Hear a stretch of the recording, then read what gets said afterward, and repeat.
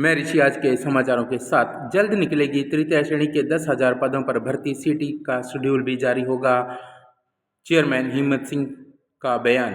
कर्मचारी चयन आयोग की ओर से पूर्व में विज्ञापित 13,000 पदों पर भर्ती की प्रक्रिया में आएगी तेजी और चतुर्थ श्रेणी की भर्तियों के लिए सीटी परीक्षा हेतु जल्दी खुलेगा पोर्टल। सुझाव देने की प्रक्रिया जारी। इस साल 30,000 से अधिक पदों पर की जाएगी भर्ती।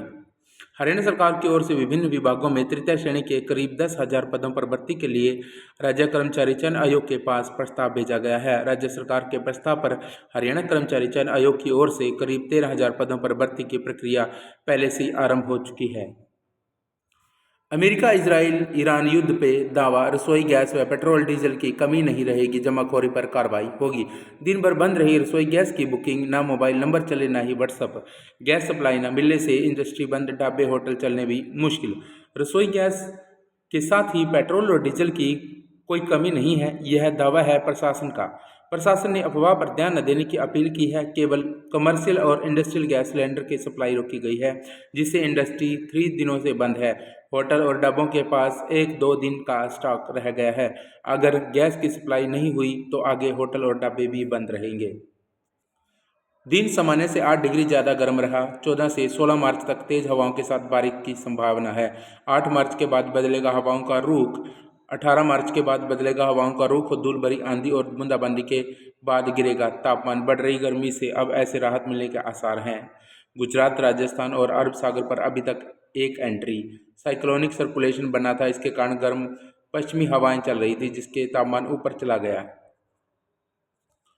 युद्ध का असर होने से गेल गैस की पाइपलाइन सप्लाई में 20% की कटौती हुई। साइट बंद होने से नहीं हो रही है बुकिंग। प्रदेश में कमर्शियल सिलेंडर की सप्लाई बंद है। अस्पताल, शिक्षण संस्थानों को पहले मिलेगा। कहीं 7 दिन से सप्लाई ठप तो कहीं इंडस्ट्री पर ताले की नौबत। अमेरिका और ईरान के बीच छिड़े युद्ध के वैश्विक झटके अब हरियाणा की रसोई और इंडस्ट्री तक पहुंच गए हैं। केंद्र सरकार के निर्देशों के बाद प्रदेश के अधिकांश जिलों में कमर्शियल गैस सिलेंडरों की सप्लाई रोक दी गई है। सरकार की पहली प्राथमिकता घरेलू गैस आपूर्ति को सामान्य बनाए रखना है। आरटीई के तहत निजी स्कूलों में दाखिले का शेड्यूल जारी। 31 मार्च से होंगे ऑनलाइन आवेदन। 11 से 17 मार्च तक स्कूल बताएंगे seat.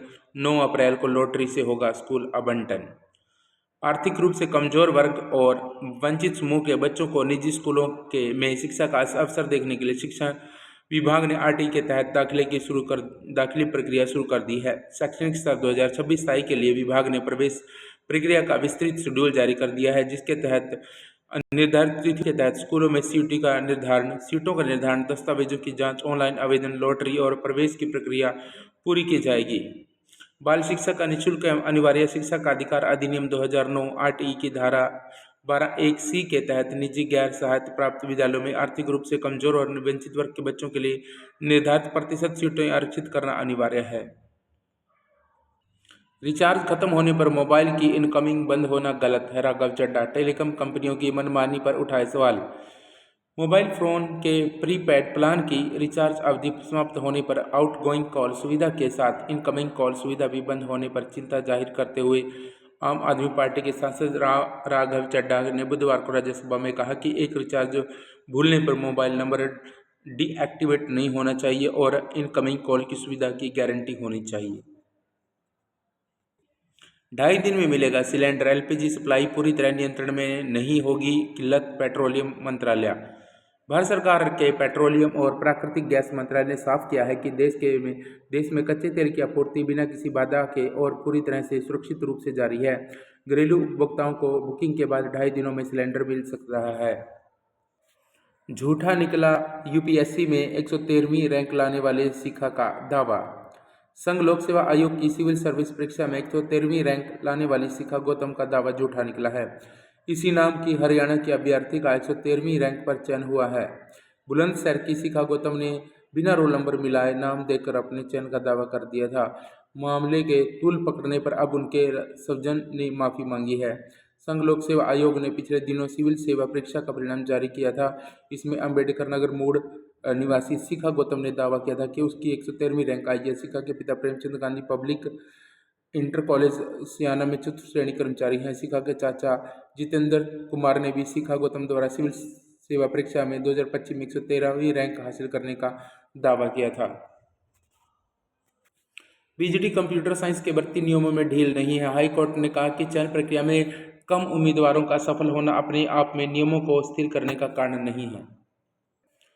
Online booking system fail, रसोई गैस की किल्लत बढ़ी। कमर्शियल सप्लाई बंद होने से होटल ढाबों पर पड़ा असर।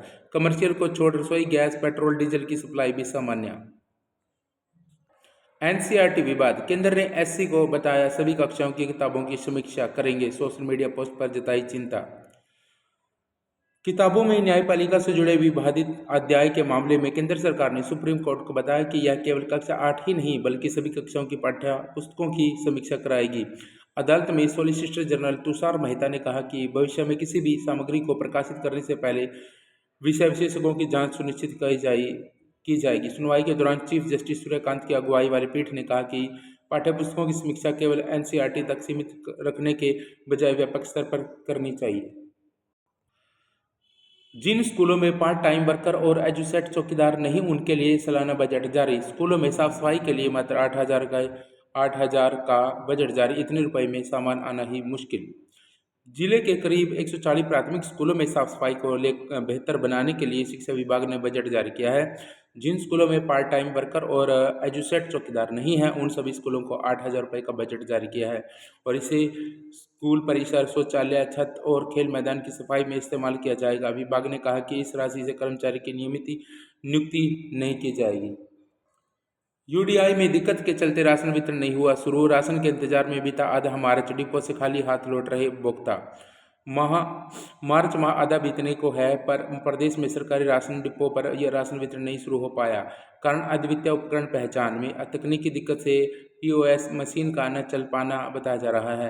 स्थिति यह है कि कार्डधारक हर रोज डिपो पर चक्कर लगा रहे हैं। डिपोधारक लोगों को समझाकर लौटा रहे हैं। कई जगहों पर कहासुनी तक भी नौबत आ चुकी है। हरियाणा के पंचकुला सिविल अस्पताल में स्वास्थ्य मंत्री का औचक निरीक्षण, सफाई व्यवस्था पर जताई नाराजगी। मंत्री आरती सिंह राव ने मरीजों से लिया फीडबैक। बाहर की दवाइयां लिखने पर 3 डॉक्टरों को किया तलब। गर्मियों से पहले ऐसी व्यवस्था दुरुस्त करने के लिए निर्देश। महिला वार्ड की सुरक्षा पर विशेष जोर देने की बात कही। तो साथियों, आज के समाचार यहीं तक। मिलते हैं नेक्स्ट अपडेट में जल्द। तो तब तक के लिए आप चैनल को सब्सक्राइब करें और लाइक ज़रूर करें। जय हिंद।